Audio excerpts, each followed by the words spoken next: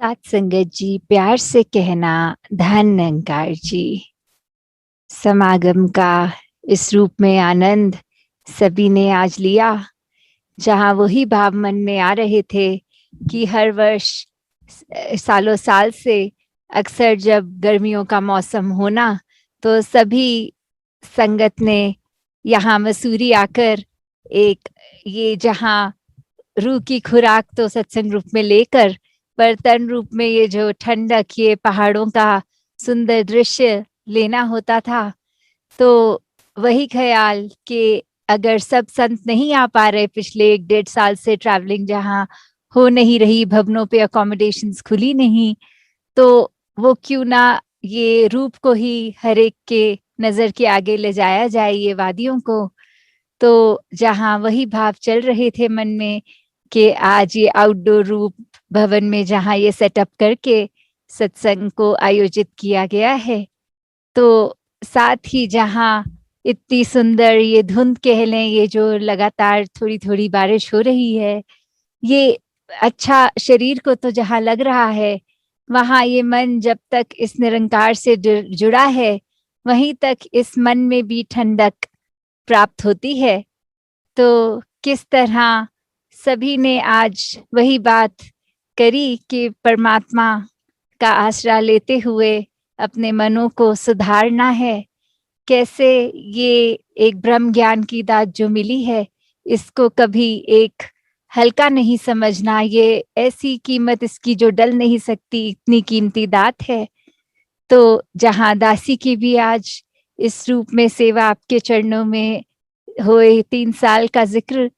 तो दासी अपने लिए भी पूरी संगत माँ से आशीर्वाद कि जो भी जितना भी एफर्ट्स हो रहे हैं, ये निरंकार जो भी सेवा करवा रहा है,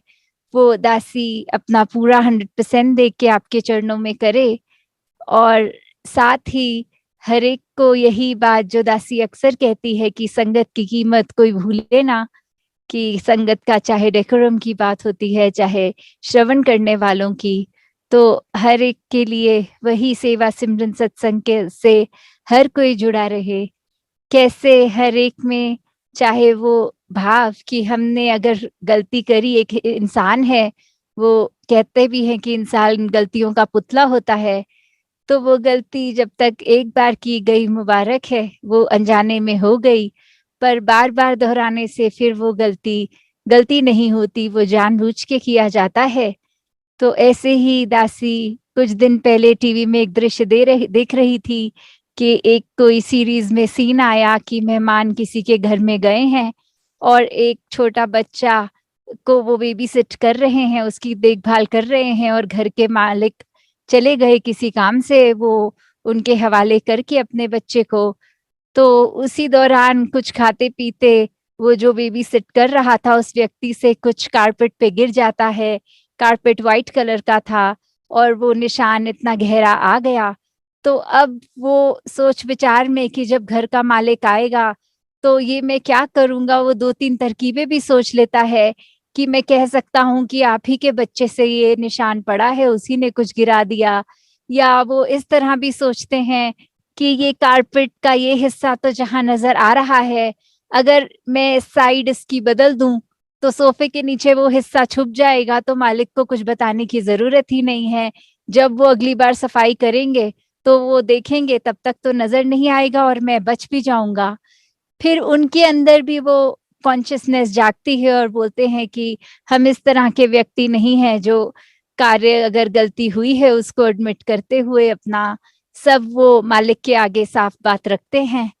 तो ऐसे ही हम भी अगर इस एग्जाम्पल को अपनी जिंदगी से देखें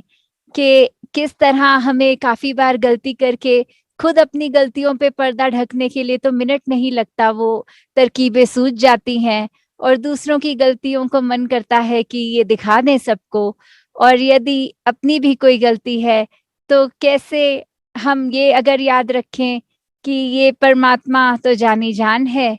तो हमने कैसे अपनी गलतियों को जहां हमेशा सुधारने की कोशिश करनी है, वहीं एक गलती अगर हो गई सुधार ली, तो अगर दूसरी होती है वो भी जायज है कि हर कोई हमेशा परफेक्ट नहीं हो सकता।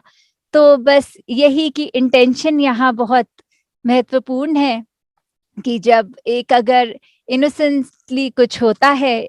तो उसकी माफी है, पर जहाँ बार बार इंटेंशनली कुछ किया जाता है तो फिर वो गलती रह नहीं जाती। तो यही अरदास परमात्मा से, इस निरंकार से, कि हम हमेशा एक अपने ऊपर ही काम करें, स्वयं का सुधार करें और आईना रूप ये परमात्मा जो है इसी को हमेशा सामने रखते हुए, अपने जहन में अपनी कॉन्शियसनेस करते हुए, फिर ऐसे ख्याल भी आएंगे कि एक अगर हमें किसी ने चोट पहुंचाई है तो उसको वापस चोट का हम देने का काम नहीं करेंगे, क्योंकि अपने ही उस दर्द से हमने सीख लिया कि ये दर्द होता है तो कैसा महसूस होता है, और ये अगर जख्म है कहीं तो हमने कैसे वही जख्म दूसरों को नहीं देना, क्योंकि उसके दर्द का हमने फर्स्ट हैंड एक्सपीरियंस किया है। तो और समय इजाजत नहीं दे रहा। दासी यही अपने वाणी को विराम देके सारी संगत माँ से फिर से आशीर्वाद लेके यही कि आपके चरणों में हमेशा ये सेवा निभाते रहें ठीक से। साथ संगत जी, धन निरंकार जी।